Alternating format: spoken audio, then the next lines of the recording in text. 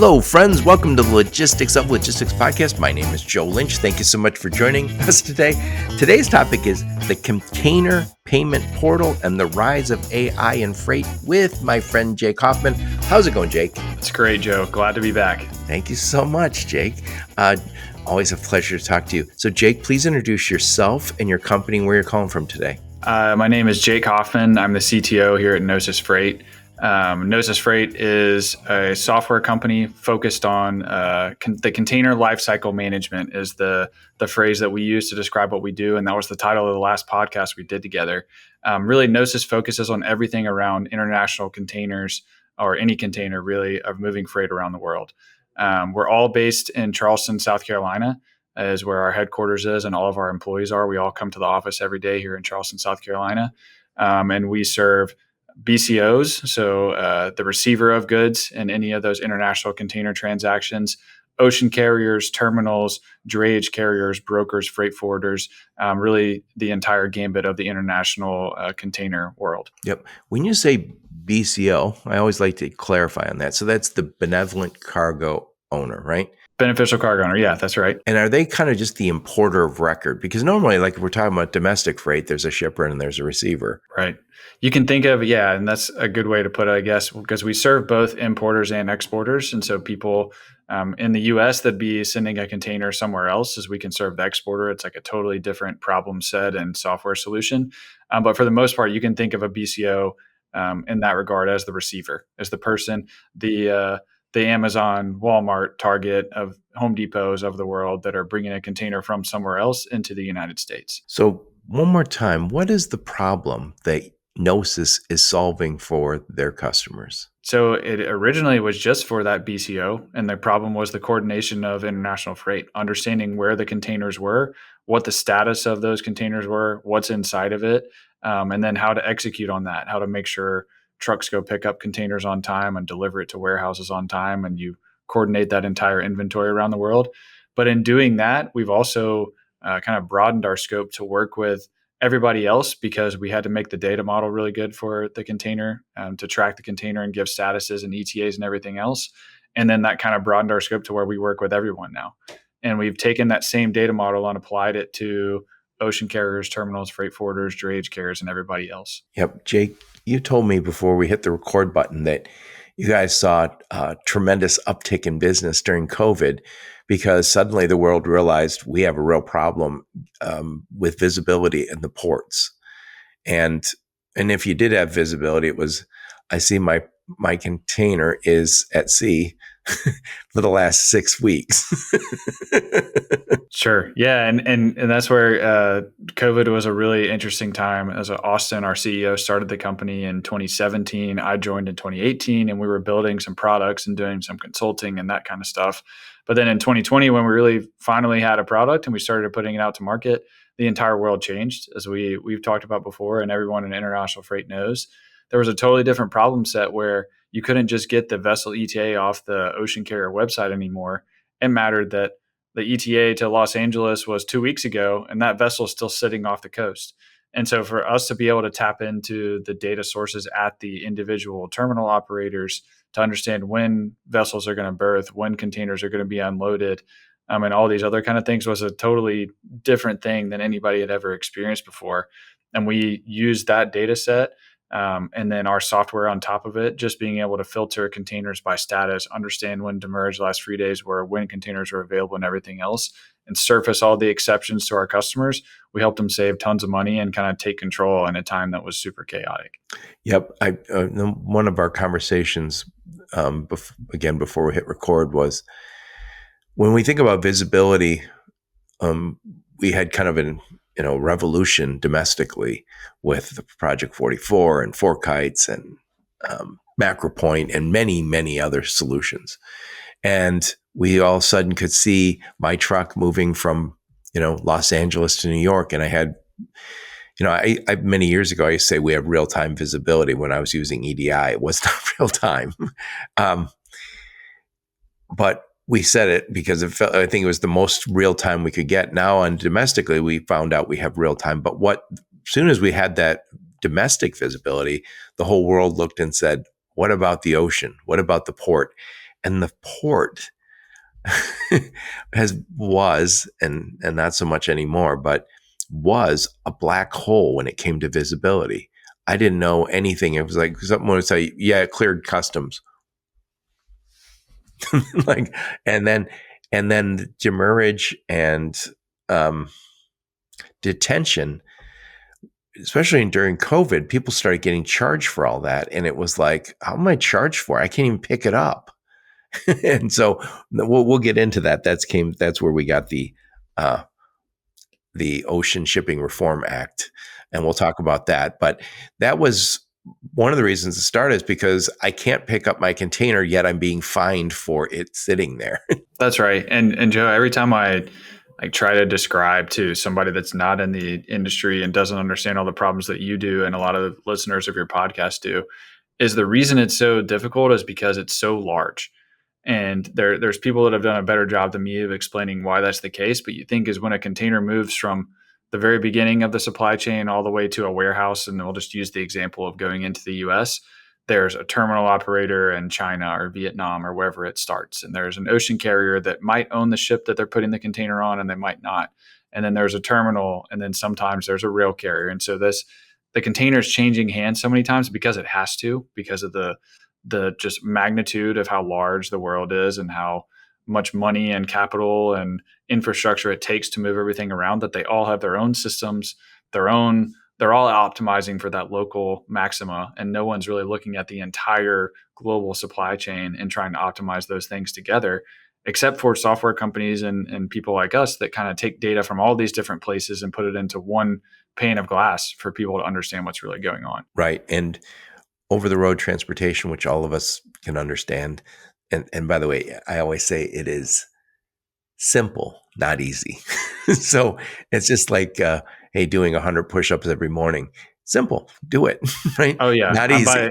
I'm in no way saying that the domestic Right. transportation piece Well, is easy. no, but the thing is, it is relatively simple compared to freight forwarding. And I think if you look at domestic shipping, it might be a shipper, there's a receiver, their trucking company, and maybe a freight broker. So, and they're all potentially in the same time zone, if not in the same time zone, no more than two or three time zones away. They all speak English. They all use the same currency. They're all in the same country. When we talk about freight forwarding, there's, I think, 13, 14, 15 people involved, different time zones, different cultures, different business locations and legalities.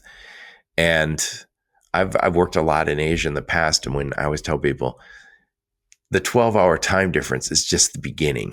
Like the cultural differences, the language differences, different laws, different everything. And these handoffs are incredibly difficult. This is where the problem in supply chain is handoffs. That's right. Yeah, and you mentioned the 13, 14, 15. That's the people that are actually involved in influencing the movement of that freight. Don't even start to talk about all the stakeholders of understanding where it is. You'll have a buyer at a large company that needs to know where their freight is. So they're another party that talks to the supply chain team. There's you and me that are the guys that ordered this couch 6 weeks ago, and we're excited for it to come to our house.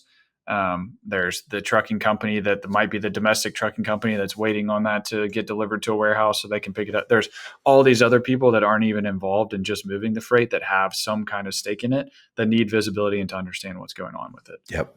So, Jake, tell us a little bit about you. Where'd you grow up? Where'd you go to school? Some career highlights before you joined the mothership that is Gnosis. And why did you join Gnosis? So I studied chemical engineering at Auburn University, and that's where I actually met our CEO and founder, Austin McCombs. I met him at Auburn. He was studying supply chain and data science, and I was doing chemical engineering. We kind of were friends and had some similar intellectual interests and things, but we stayed in touch after school. I thought I wanted to be in oil and gas. I moved to Houston, Texas, and worked in oil pipelines and did some work at some of the oil pipelines, and then at breweries. I did some work at Anheuser-Busch for a little while. And the part that I was super interested in always came back to the computer part. So I was programming the giant, machine, the pumps that would pump oil 50 miles in the middle of nowhere, or the machines that would tell you how much, how to mix together all the ingredients to make Budweiser or Bud Light and then those kind of things. And I liked the computers that controlled that. And so I was kind of debating going back to school. And I talked to Austin, our CEO, to understand what he was doing because I remembered he was someone that I thought was super smart and was in this computer, just the computer space, the programming space. And I actually talked to him and I ended up going back to Georgia Tech and getting my master's because I thought I wanted to be a stock trader, a quant trader, and write code to trade stocks and those kind of things. And then he convinced me to come to Charleston, South Carolina for a summer and see the kind of stuff he was working on in international freight. And I fell in love with it. And like all the rest of us that are in this international freight industry, you kind of fall into it somehow and then you never leave and you become obsessed with containers and trucks and everything else moving stuff around the world. Nice. I remember you telling me that when you first met with Austin, you guys just had a whole bunch of sticky notes that you were putting up on the wall, and you realized the tremendous complexity of this business. And I think anytime you're looking at a physical supply chain, you also are looking and saying, well, what data points do we have? Because that's what we're always trying to do, is connect the physical world to the digital world. And, we throw around those terms, digital twins, but it begins with understanding that flow that is not easy. And then the next thing is, where do I actually get data? And that's not been easy. That's right. And just because you brought it up, I have to, one of my favorite stories to tell is whenever I convinced my wife to move to Charleston and work on Gnosis with Austin. And this is a compliment to my wife for somehow agreeing to that and agreeing to let me come and work on this. She came into our office when it was just me and Austin, and we had sticky notes all over the wall and just a fold up table. And she pulled me to the side and said, "We moved to Charleston for this? This is why we're here?" I thought this was a tech company. And I was like, "Oh yeah, we're getting there. We're working on it." But I mean, it was, and that's where doing that stuff with Austin at the very beginning, and people don't really know that Austin actually worked at a freight forwarder and did the process of being an operator to understand how this all works, to understand that you got to coordinate the ocean carrier with the trucker and when a container is available. And then you got to send this invoice to this person and all that. And Austin started there and kind of taught me. And then we just started doing some consulting and programming to automate these tasks. And over a million iterations later, Gnosis is where it is now. Yep. And Charleston is absolutely beautiful city. And I know you guys have grown a lot. And I know everybody is living in Charleston, which is rare these days because a lot of people, a lot of companies are fully remote, and that works well for them. But it is, you lose a little something when you're not all in the same place. And I think, whatever you guys are doing, it's working. So yeah, it's the benefits we see from having the ability to, right outside my office right here is our entire dev team, is our back end and front end developers that I can go bother them and see what they're working on. And they can ask questions to the guys next to them to get that kind of domain expertise that's necessary to quickly iterate in the space we're in. So it's great, and it works fantastic for us. And we've really doubled down on all being in person.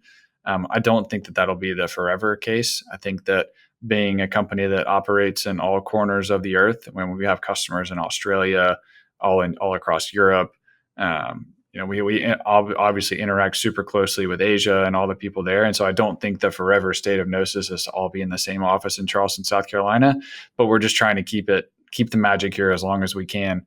And we're at about 70 people now, so we'll see how long we can do that. Yeah, well, Charleston's also a beautiful city. I think it's the most historic city in America. I think so, and it's definitely a recruiting tool when we get people to come visit in person for an interview, just like Austin got me those many years ago. We get them to see how beautiful the city is and be on the water and everything else. It definitely helps get them here. Well, we're talking on May 15th, so it's not unbearably hot. Not yet. Another 2 months. It's a little too hot down there, but it never gets too cold, so life is good. So anyway, I want to talk to you about we wrote down 4 things for the record button, but the first thing I want to talk about is this container payment portal. Please tell me what that is. So Gnosis has always served the BCO, and I kind of talked at the beginning of the podcast about who our customers are and what we do. And a core tenet of Gnosis has always been to help the BCO, that beneficial cargo owner, the importer or exporter, the shipper, the receiver, either one in those transactions, to understand international freight, where their containers are and where everything is moving, and then what are they getting charged for along the way? Are they being charged demurrage or per diem or detention, or what is their ocean freight charges, and all these things and so on. A huge part of that was this big complexity in demurrage calculation. When is a container actually available at a terminal? Are the gates open? Is there an appointment available? And we approached it a couple of years ago from the perspective of kind of almost auditing, of saying, hey, this container, we got charged demurrage on this day, but the terminal actually wasn't open. And so we help our BCOs and customers understand that. Well, OSRA regulations come along and make it a law that ocean carriers have to include in their demurrage invoices certain data elements, container availability date being the most notable one there. And then also that they legally cannot charge for demurrage if you can't pick up the container. And so where it's, the standard tariff and contracts are X dollars per day, and maybe on Saturday it's $500 and then it's $100 a day, and then on Sunday they decide to charge another $100, and the terminal is closed, that no longer is an option, and there's now laws in place that prevent that. Jake, please give us a definition of demurrage versus detention. Sure. Sorry. So demurrage being when a container is no longer under the control, quote unquote, of an ocean carrier. The most common time this being at an ocean terminal. And so if a container is booked from port to port, say it starts in Shanghai and it comes to Los Angeles, and then in Los Angeles, as the BCO, I'm responsible for sending a trucker to pick up that container. If I leave the container at that terminal for too long, then I'm going to be charged demurrage. So I get some free time though, right? You get, most of the time you'll get 3 or 4 days for that container to be at the terminal before you pick it up, that it's totally free. And then every day thereafter, when it sits at that terminal, you get charged a certain amount of money.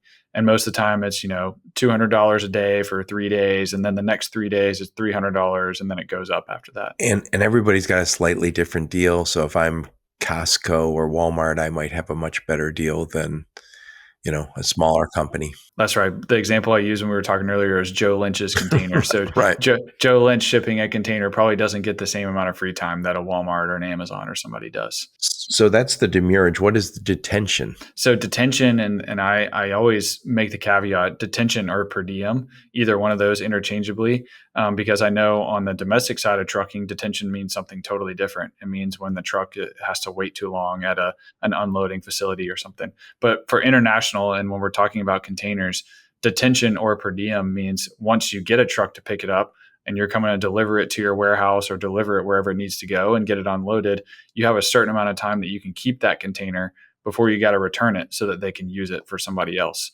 And so when you're taking their equipment and you have it out to be unloaded and those kind of things, they need it back because that's a part of their operational infrastructure. And so if you keep it out too long, then they're going to start charging you money for that. So in some regards, the demurrage is kind of rent, so to speak, on the physical space at the port, because the port is a big place, but they don't want your stuff sitting there.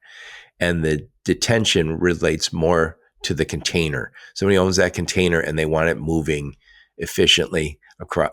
They want to keep it moving. It's like a truck, right? They want to keep it moving and full. Exactly. That's right. So what we had during COVID and was so much talk of detention and demurrage. And we had a lot of companies being charged demurrage and detention, but yet they couldn't go pick it up. So they said, I had my drayage guy go over there. They can't pick it up. And so there was a whole lot of bad blood. And I remember hearing some people say, well, the container's not even worth picking up at this point because we owe so much money on it. And I won't mention the name of the company, but think of one of the very largest logistics companies in the world, and I'm domestic here. A friend of a friend said, hey, I need you to talk to this guy. I think you can help him.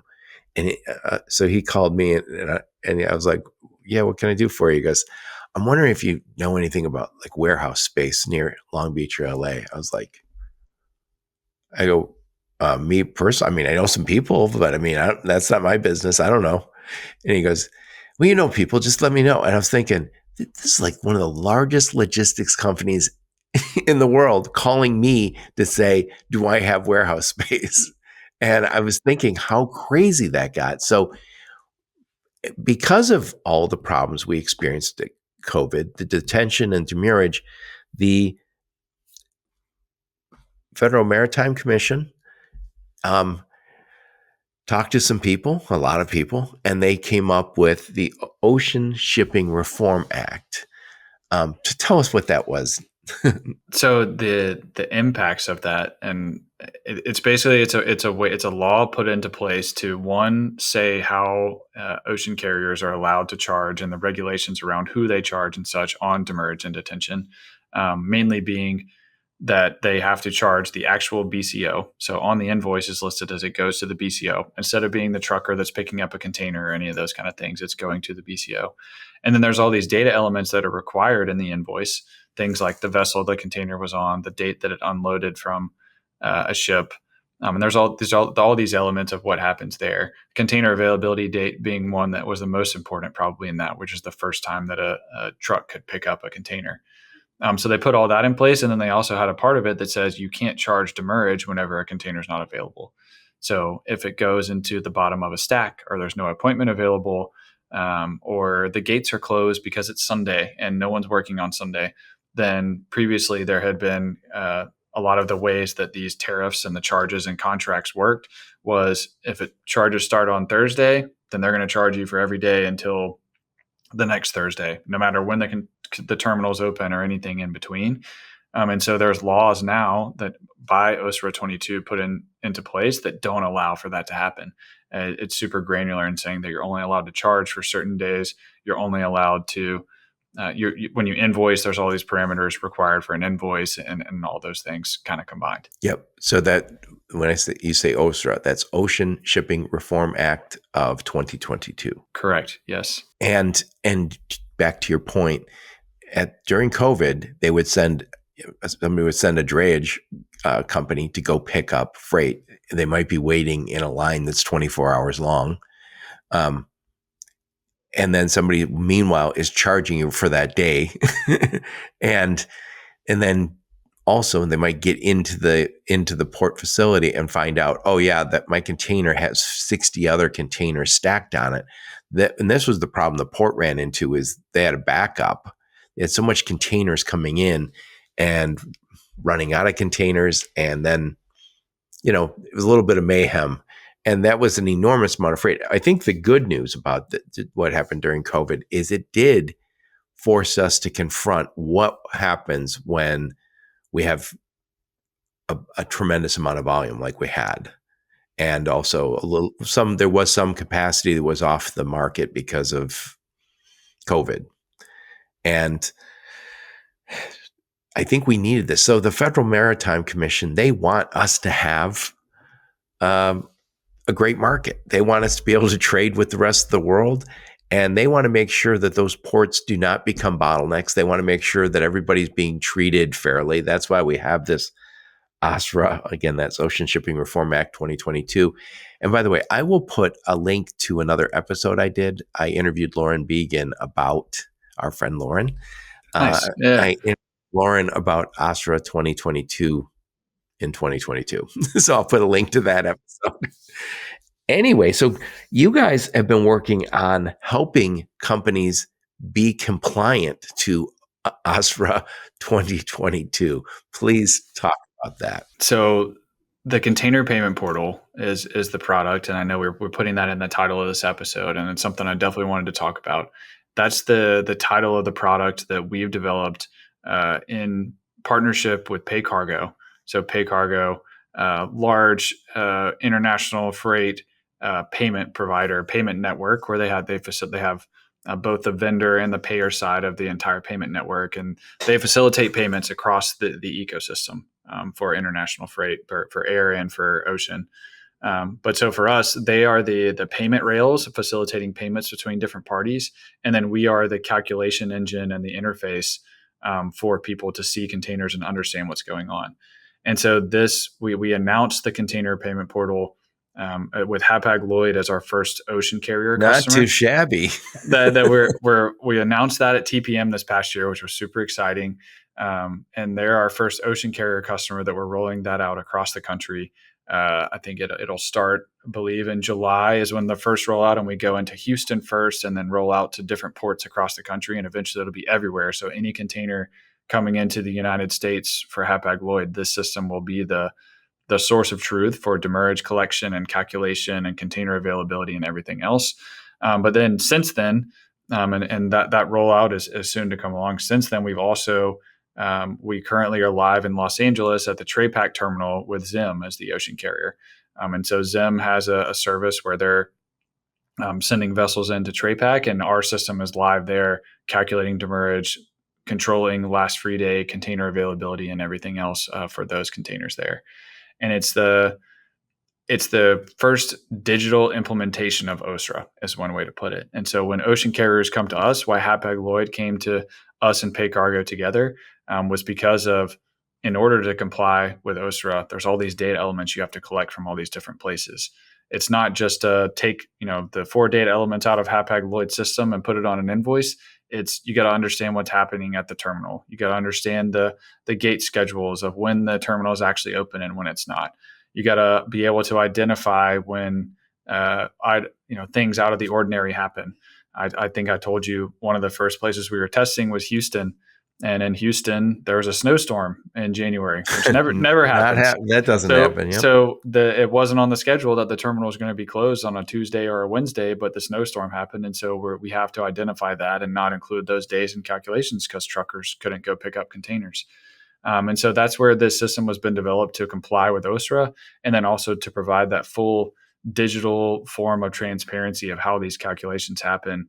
When are you being charged? When are you not? A full auditable trail. And that's great from a legal perspective for the ocean carrier. And then it's great for them from a dispute perspective, because before this is implemented, there's entire teams of people whose entire job is to recognize, hey, this trucker's saying they couldn't pick up the container because of this happened, so they couldn't be charged demurrage. And it's teams and teams of people that are handling all these things manually. And so it's a giant digital coordination effort to put all these data sources together, do the calculation appropriately, and control the flow of that container through the port. Yes. And again, we during COVID felt like the port became a little bit of a black hole. We just didn't have the visibility that we were used to. And we never had a lot of visibility really into the last 5, 7, 10 years. And but even that was like, okay, your container cleared customs, but it wasn't like, and then it was ready to pick up. We didn't get nearly what we're getting today, and that's because companies like yours have stepped into this space and turned a black hole into basically a rich part of data that we didn't have before. I mean, it's a gold mine of data. That's right, and it's. I mentioned a little bit ago, and it's I don't really fault the terminals themselves. The terminals have their own operating systems. They're moving containers at such a fast pace and taking in vessels and doing all these things. It's just the coordination effort between whatever they have, whatever the ocean carrier has, whatever the truckers have, and everybody else, is it kind of takes a third party to put all these things together for it to really work. Yeah, and I think anybody who's working on the data side, who's visited the physical side, recognizes your job's a little easier than theirs. Absolutely. Yeah. I think I might have even told you the story the last time you and I talked. I am fascinated by the terminals. I think doing port tours here in Charleston, which we've done several times, is one of my favorite days. Is to take, we hire an engineer that studied computer science, and we take him to a container terminal, the Wando Welch terminal in Charleston, and their eyes light up like, what in the world? Because for us, it's a row in a spreadsheet or a row in a database of this container. But then you realize how big it is, and these ships are huge, and there's people going everywhere. So it's really, really cool to see that. Yep. Well, I want to talk more about where you get your inputs in a minute. But next, I want to talk to you about AI. How are you guys using AI? That's right. And I'm glad you asked. And I think it's something that in the industry, there's buzzwords everywhere. There's You and I were both at Manifest, and the amount of times that they said AI on a panel or a new company was introduced that does AI this or AI that, and and I think it's everywhere for good reason. I have been the biggest like swim against the grain, or like if everybody's talking about AI, then it's overblown and we don't need to hype it and those kind of things. Austin, our CEO, was super convicted that there is a real use case that we kind of need to lean into. And I've been the biggest AI proponent ever, probably since Manifest, and just working with our team. But the way we do it, I think, is a little bit unique, and where we don't you don't communicate. It's not there to like, maybe it will at some point. It's not to make predictions better or take over the jobs of the VP of supply chain and the global logistics director or the inbound transportation manager. The thing that we use it the most for, and you and I related on this earlier, is the translation of all this information that lives in the periphery of moving a container. So things that live in emails and spreadsheets and text messages and And PDFs. WhatsApp Yep. and PDFs, commercial invoices, packing lists, all the information that lives there, it's there, but you can't do anything with it. The information exists, but it's not in a It's database. It's stuck. not structured. Yeah, and you call it static data, Joe, and I know I've heard you say that before, and we call it unstructured. So the way that we use AI is to translate what exists in the unstructured world that's in the parallel to moving a container and make it structured so that you can do stuff with it. So what you're telling me, Jake, is that you believe that AI has to start at the bottom of the corporate ladder. It's going to be a clerk for a few years before you promote it to anything else. Correct. Oh yeah, yeah. And I don't. It's a pretty high performer, so maybe a couple of years is a little long, but we'll see. But it is that's where we see the most benefit, and there's a couple of different things. Is a great use cases, and the example I told you about earlier, pickup numbers. So we work with a lot of BCOs, large shippers that move containers on the rail. And the ocean carrier is the customer that moves the container on the rail for our customer. And there's this kind of hierarchy that happens where a pickup number is the piece of information you need to be able to go pick up a container from a rail yard. Well, the rail carrier gives that to the ocean carrier. And the ocean carrier makes sure that they have all their ducks in a row, that it's cleared customs and other things before they give that pickup number to the BCO or the shipper. And then the shipper picks their trucker they're going to go get to pick it up, and then they give it to the trucker. So you see this hierarchy that happens where there's like 4 layers of sending an email with a pickup number or something That else. sequence has to happen that way, though. It has to. Yes, you're right. Because of security, because of all these other, who's the customer. And there's not really a better system. You could have a perfect API that all these people are synced up to, but in order to do that, everybody has to play ball. Anyway, long story short, you're right, Joe, that's the way that it has to work. And the reason that it can be such a problem is because when a container gets to a rail yard, sometimes you only have 24 hours of free time. We talked about demurrage and at the port in Los Angeles and Charleston and places where you might have 4-5 days, whatever it is, at a rail yard, you might have one. And so in order to get those layers of communication down and be able to get that pickup number to the trucker that's actually going to pick it up, it takes a little time, and is something that it's not structured data by nature, but it's super important and timely. And so what we've done is we literally just work with our customers. We have an AI agent that is an email inbox that gets tagged in the email that gets to the BCO after it comes from the ocean carrier. And as soon as that email gets sent, we parse it, we put it in our database, we send the electronic delivery order to the drayage carrier with all the information they need. And so instead of it being a manual email unstructured process, it becomes immediate data that people can use and take action on. Yep. Yeah. This is the future of using AI and stuff like this, because I feel like there's so many places, and I described a situation that I knew of. One of my daughters was working in procurement, and she said, I get a ton of emails every day, and I have to look them over, put them in a system, and approve them. And I was like, why don't the people making the request do it? And she said, yeah, that would make sense, but we're not doing it that way. Well, now you can use some sort of agent to say, take every one of these emails, which are unstructured, pull out the critical elements, put it into my system, so I don't have to do that kind of work. And I think we're seeing this kind of across the board. I do think initially when people said AI is here and it's going to wipe out this, that, the other thing, and I think what it's really going to wipe out is a lot of the busy work initially. And I think it's going to get better and better. And over time, we're going to find out what else it takes away. But um, it's not a human. So it's going to do the non-human work a lot better than we can. It'll probably be a while before they can be better humans than us. That's right. Yeah, and I think there's a lot of things. Michael, our CRO, always says, there's things that computers are good at doing. There's things that humans are good at doing. And all we're trying to do is we're trying to take away from the inbound logistics manager or the logistics analyst, whoever it is, the stuff that should be done by a computer, which is to take data from point A and put it into point B. If there's ever a time where someone is opening a PDF and looking at information and then typing it into another system, that's a perfect use case for AI, for automation, for any of the things that we've talked about. Yep. I love it. So another thing I want to talk to you about is these are, I guess I'll make them two separate topics, but there's a lot of overlap.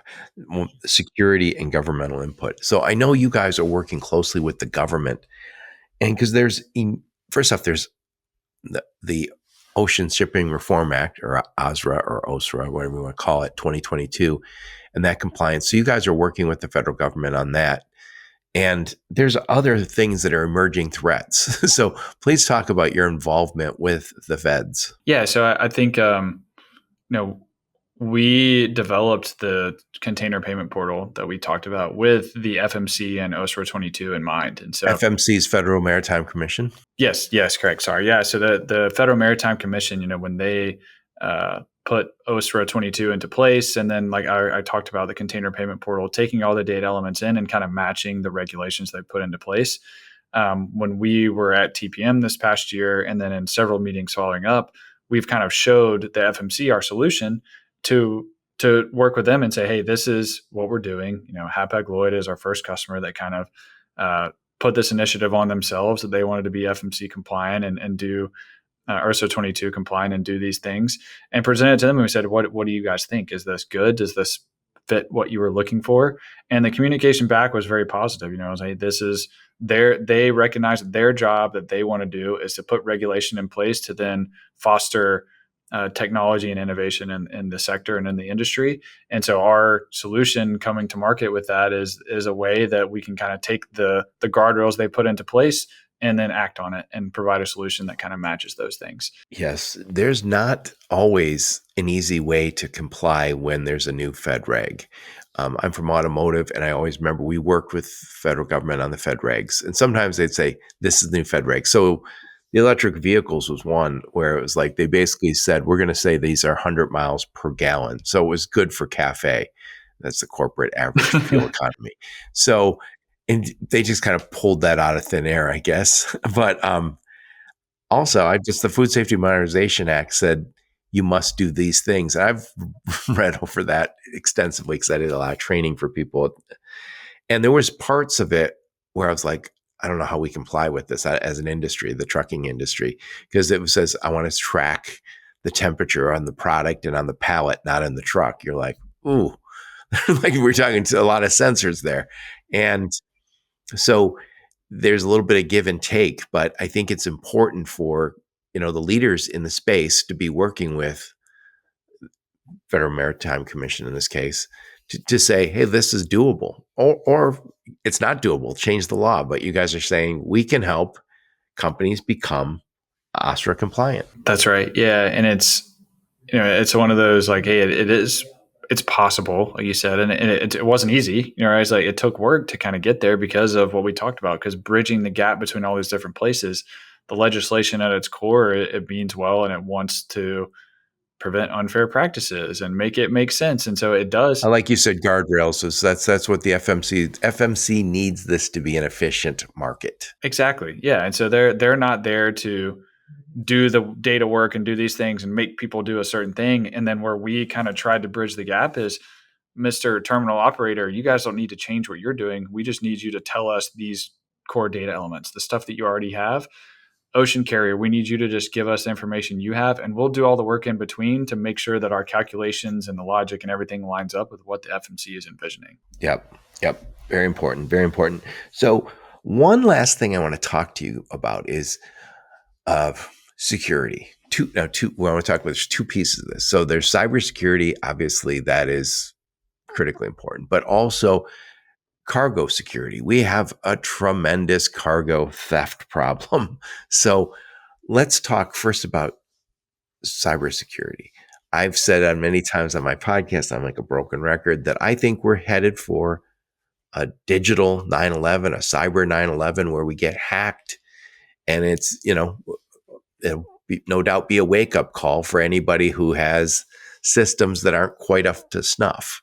So, talk about what you guys are doing when it comes to cybersecurity. Sure. So I'll speak in two kind of lenses. One, just privately at Gnosis, what we do and how we think about that and when we work with companies and such. And then second, you mentioned us talking to the government and those kind of things. And Adam Baker, who's our VP of Government Affairs, one of the things that he talks with the U.S. government and other parties about is just our security as a nation and how do the infrastructure at ports and terminals and all those kind of things. And Adam has done a great job on our team of kind of spearheading that to work with other stakeholders in the United States to make sure that we have a strong and resilient supply chain and infrastructure surrounding it.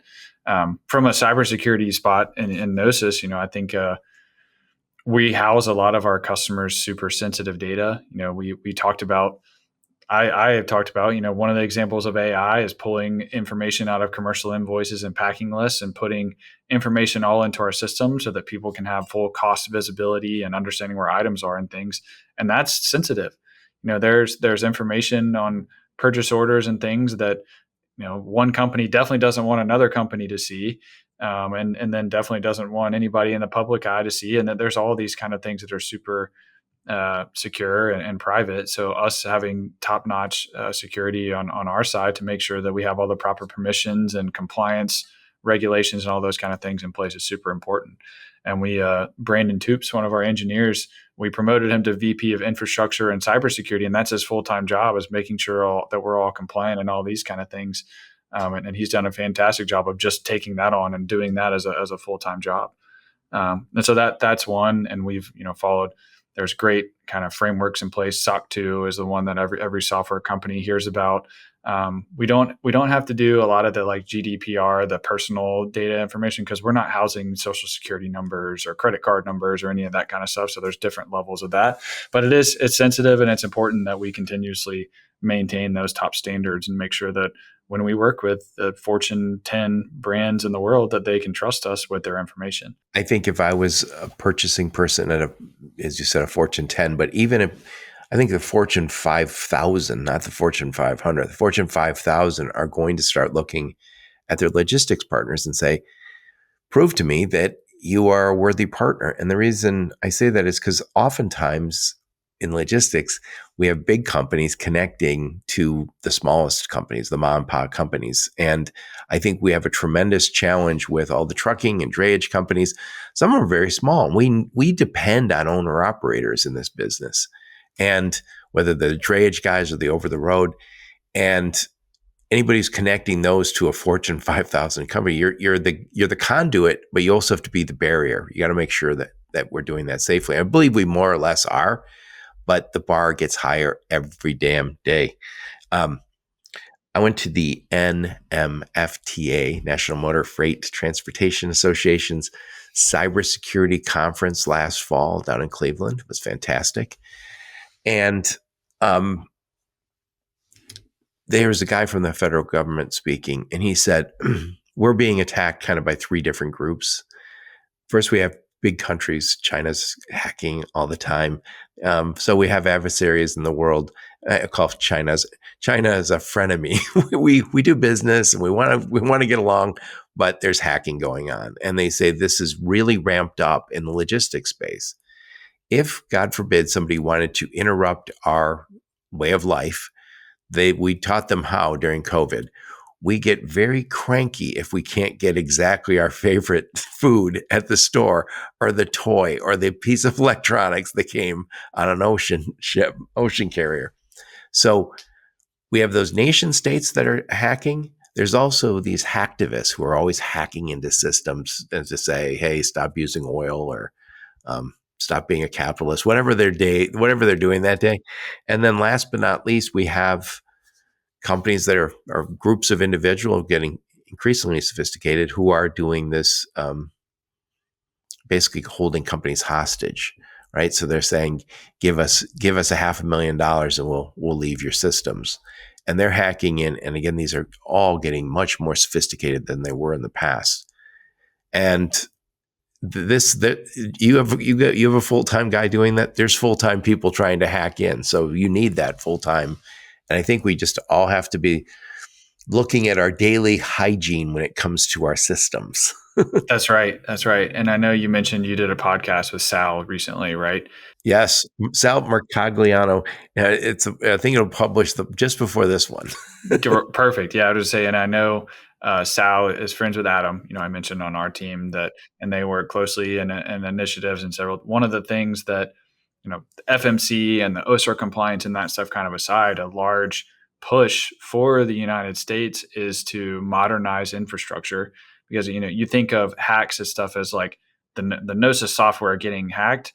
It might make a BCO's life stink for a little while they can't see where their stuff is and do those kind of things. But a crane at a giant port getting hacked and going rogue is a Yes, whole different or animal. Yeah, transformers. exactly. And so that's where the infrastructure and those kind of things and like making it a national security priority to modernize our infrastructure, and that's in the not just the physical piece but the digital element of that infrastructure is something that's super important. And I know there's several people, Adam, Sal, and others included, that are pushing for that in Washington. Yep. By the way, Sal is the guy who has the Sal Mercagliano. He is the what's going on with shipping guy who just exploded during COVID. I think he started his YouTube channel around there, and he is a maritime guy. He was on the ocean for many years, and then he's a history professor, and he is so knowledgeable of what's going on in shipping. I highly recommend that channel. He just flipped over 500,000 subscribers. So yeah, done fantastic. So the other side of security I want to talk to you about is not cybersecurity, it's cargo theft. Not so long ago, I talked to Danielle Spinelli on the podcast, and she was doing a webinar on with the CHIPS, the California Highway Patrol, on cargo theft, and not just regular cargo theft, sophisticated cargo theft, where there's these gangs tied to the cartels down in Mexico that are they're robbing ports and shipyards and trains anywhere where there's our freight. They're getting their mitts on it, and I know. You guys don't make hardware, but you do track where containers are going. So talk about what you guys can do when it comes to this risk. Sure. Yeah, you mentioned it's not our area of expertise is not so much at the individual containers being broken into and things like that. We recognize it, after the fact, and we're able to understand where your supply chain is. And then, of course, whenever incidents happen, as we can identify containers that might have been impacted, containers moving into those areas soon. And so kind of giving our customers a macro level view of where that's happening and where their container flow is going just helps them understand risk.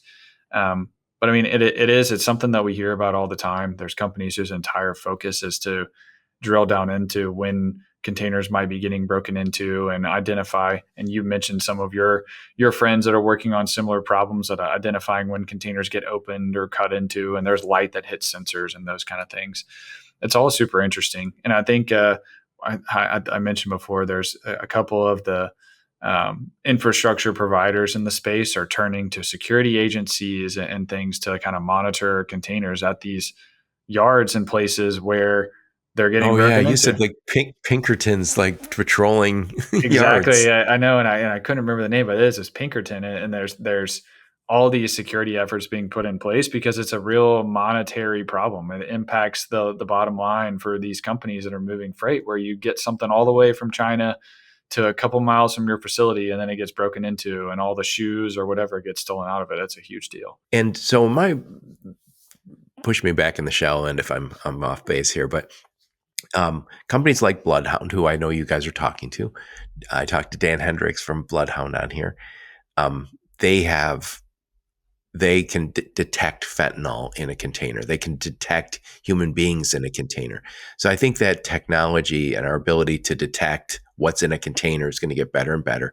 But they can also tell whether the door was opened, and also because so there's all sorts of sensors that we're having. And I imagine those sensors are going to get better and better and better. And eventually they're going to be able to say, hey, this container's been breached. Um, if their hardware, can you take data from, if somebody said, I have this ability, can you pull that into your data set? Yeah, and we've talked to Bloodhound being a great example.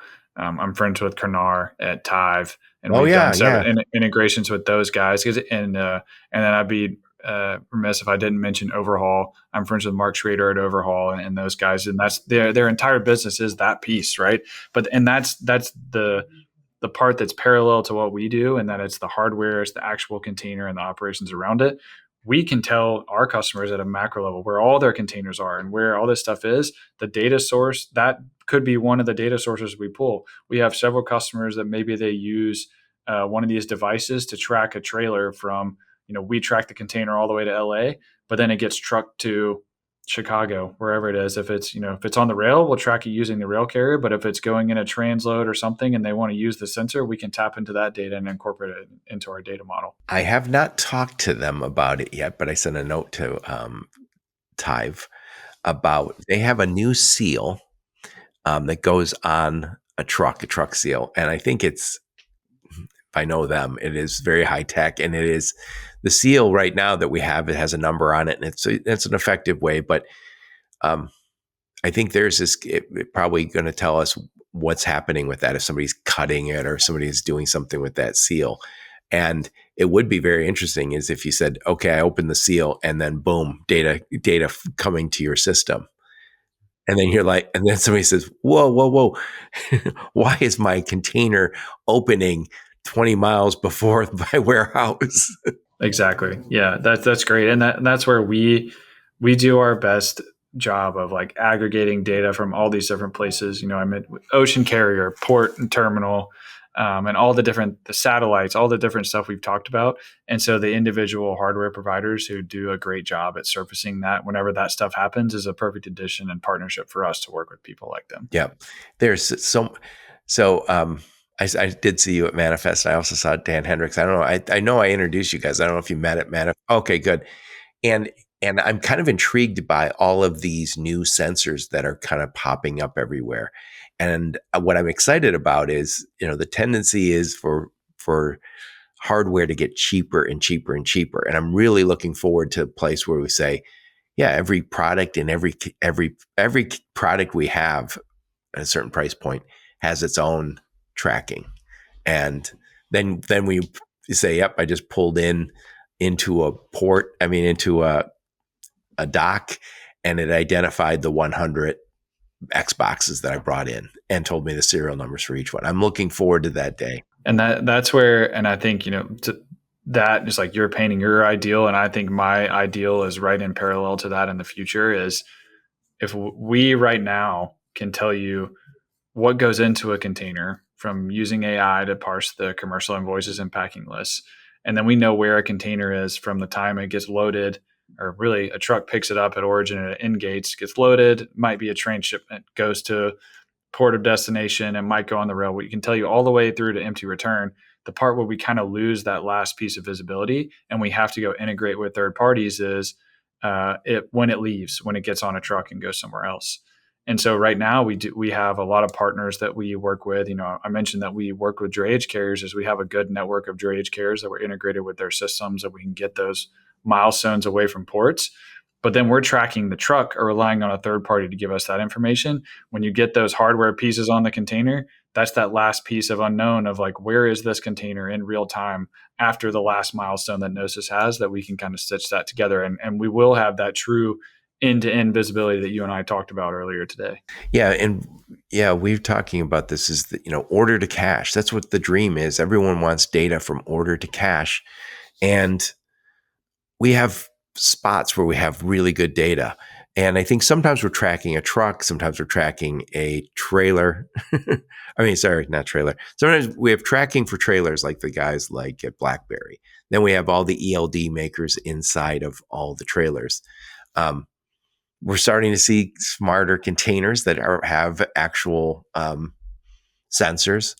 And I think, certain products have sensors inside the truck because this is our visibility is still like a puzzle we're putting together, right?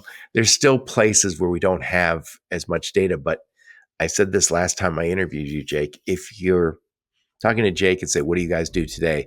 It's going to be 30% better 6 months or a year from now, just because the things you guys are doing with connecting to new pieces of hardware and just making that data more and more insightful. I appreciate that, Joe. And that's something that, and since we're talking on the subject of that, first ocean carrier to talk about a lot of their containers having smart devices on it and being able to track it everywhere was Hapag-Lloyd.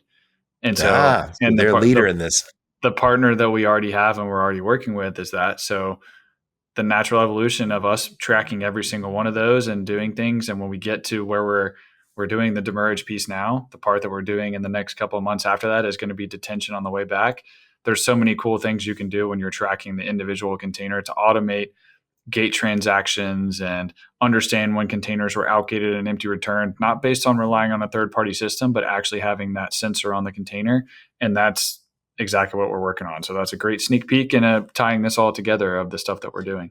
I love it. I love it. So Jake, I'm going to summarize what we talked about. Then I want you to get your final thoughts on this one. So I'm talking to my friend Jake Hoffman. We're talking about the container payment portal and the rise of AI in freight. And obviously this is what Gnosis is up to. And by the way, we should spell Gnosis, Gnosis. Yes. See, I got my shirt Gnosis on here. Freight is on your shirt. So anyone watching the video can see that. What does Gnosis mean one more time? I know I asked this before. So Gnosis is a Greek word, and it basically means to learn through experience or knowledge. Austin, our CEO, had a friend that was Greek growing up, and he became obsessed with some of the Greek culture and the way that he built the company and that we've continued to. I told the story of us having sticky notes and working as operators and those kind of things was to iterate the company based on what we learned.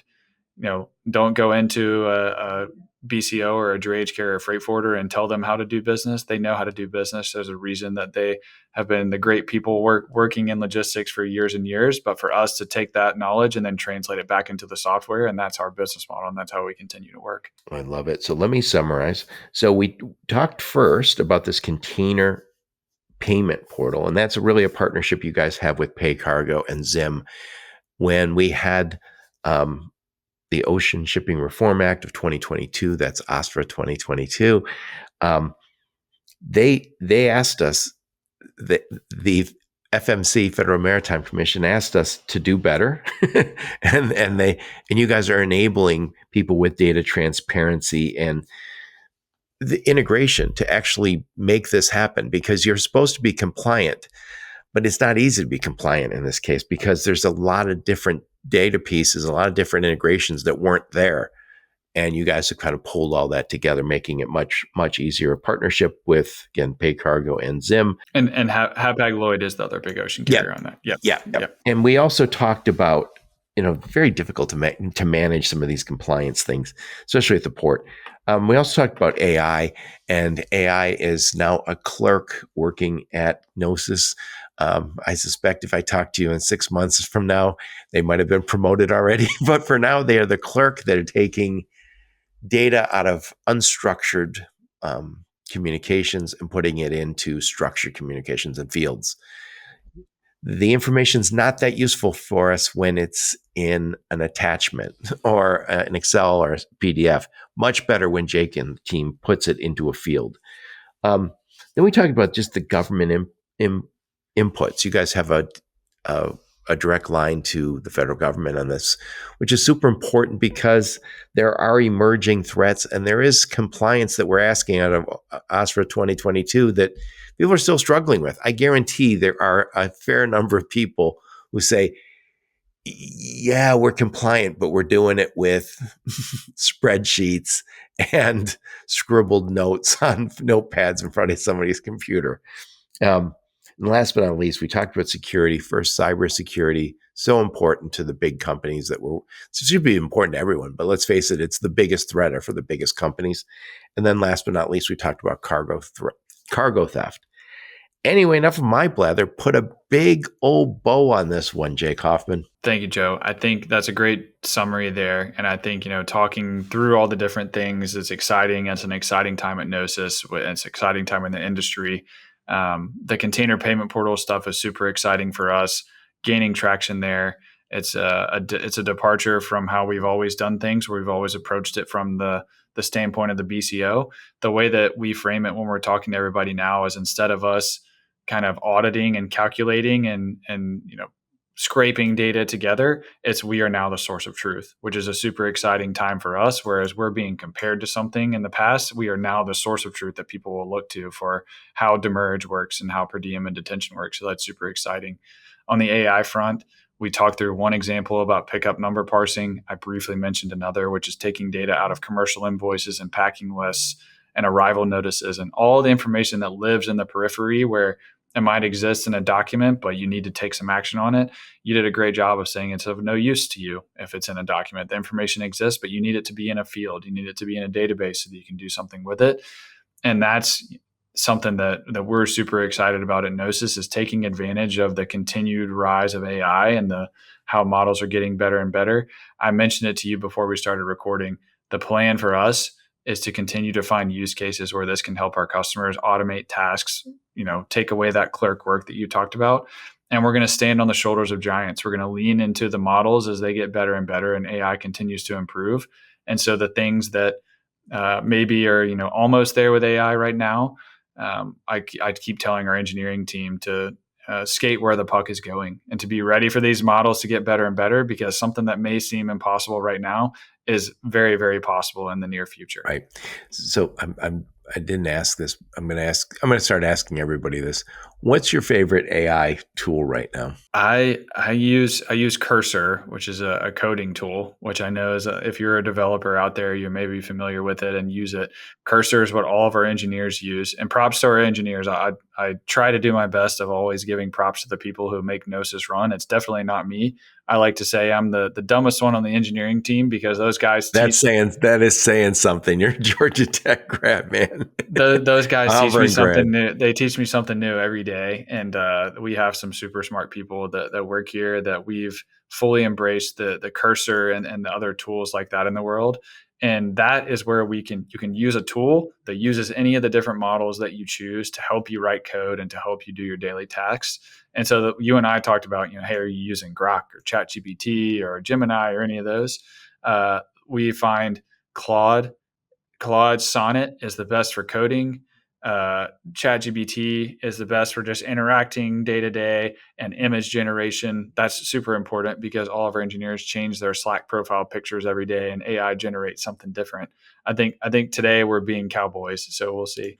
And so there's all the different tools are good at different things, and we're just going to continue to ride on top of those models as they continue to get better and better. Nice. So if somebody's listening and they say, "Hey, we're again," I'll let you run through who you work with. Sure. Yeah. So I mean, our core customer is still and always will be the BCO, as the importer or the exporter, and that's where we help them aggregate the data around their international supply chain and then execute on it. We have BCOs that use us for international visibility, for drayage management, so making sure they send truckers to pick up containers on time, schedule deliveries, and those kind of things. For invoice auditing, for taking data out of the invoices and using AI to put it into a table and approve invoices and those kind of things. We have all these solutions that are tailored to BCOs to make their international freight lives easier and make their supply chains run smoothly.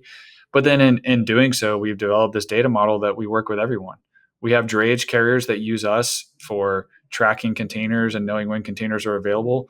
And the beautiful thing that happens when you work with all these different parties in the international supply chain is you bring value to one and you have this great relationship with them that influences your relationship with the other. And so when we work with a BCO and a drayage carrier, and both of them are our customers or we work with them somehow, why don't we just connect the dots and let them do business together and let this drayage carrier that we know and are best friends with deliver to this BCO that we know that they've never worked with before. Right. So if somebody's listening and they say, "Hey, I want to work with you guys," what does that implementation look like? So for anybody just to track a container or to get onboarded in our system, we always say you're live in 24 hours. As you literally can send us a spreadsheet. You can send us a spreadsheet. You can send us anything that's like, hey, these are my container numbers and my bills of lading, and I want to see the PO number on there or whatever. And it's we using AI tools and using our engineers working super hard to continuously make things better. We give them value quick. And that's something that's a little bit nuanced and not really heard of in our international freight and software world. But then we always do onboarding with our engineers, where they say, "Hey, what are the things you care about? You care a lot about demurrage in Los Angeles. Then we're going to build dashboards that show you those kind of things."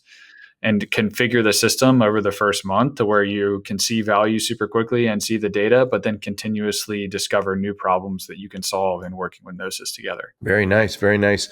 So I'll put a link to your LinkedIn profile, a link to your website. I will also put a link to the interview I did with our friend Lauren Began about Astra 2022. And any other links you and your marketing team give me, I'll put those in the show notes. So what conferences will we see you and the fine folks from Gnosis at? We're doing a good conference tour this year. Obviously, TPM was earlier this year at the end of February and early March. We did an RV across the country and had a tailgate at TPM, which was super exciting and a lot of fun. If anybody's listening and hasn't seen that, I think we have like an actual documentary video that we give it to me and I'll that. put it in the show notes. I will. I don't think it's actually even been released yet, but you'll be one of the first people to see it. I promise. I'll send it to you. It's great.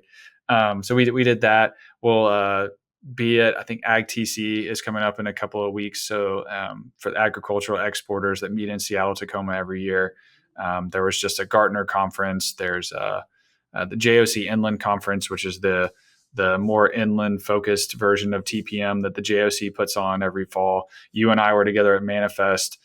So the conference tour continues. There will be many more places where Gnosis people will continue to be out and about. Yep. Excellent. Jake, it's always a pleasure to talk to you. Thank you so much for taking the time. Yep. Thank you, Joe. Always a pleasure to be here and good talking to you. Yep. And thank all of you for listening to my podcast. Your support's very much appreciated. Until next time, onward and upward. You have been listening to the Logistics of Logistics podcast, where we engage with leaders in the logistics and supply chain community. If you like what you hear, please subscribe, hit the like button, and leave us a nice review on Apple or Spotify or wherever else you listen. Also, please check out our videos on YouTube and connect with us on LinkedIn. We're very big on LinkedIn. And you can also reach us on the logisticsoflogistics.com, our website.